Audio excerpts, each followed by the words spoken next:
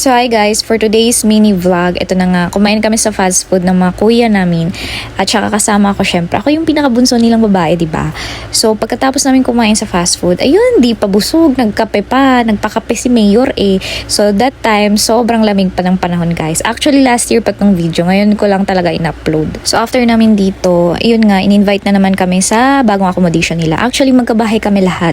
Itong mga kuya ko, nagkawatak-watak nga kasi nga, ayun, nasira yung old accommodation namin.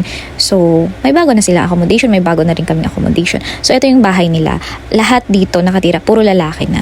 So, ayan, kaya kami andito kasi nga nagluluto. Nagluluto yung kuya namin, no. Ayan, magluluto daw kasi siya ng spaghetti, kaya kailangan nandito kami sa bahay nila. So, ayun, ini-enjoy na lang muna namin yung na magkasama kaming lahat kasi hindi naman araw-araw pwedeng magkasama eh. At naging parte sila ng 3 years naming, alam mo yun, pagtatrabaho dito sa Croatia. Ayun, sobrang sarap ng spaghetti ni kuya naman. Oo, ano.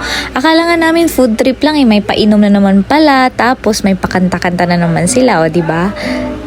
Syempre, hindi din papaawat yung mga kabilang bahay, mga kuya ko din, o diba?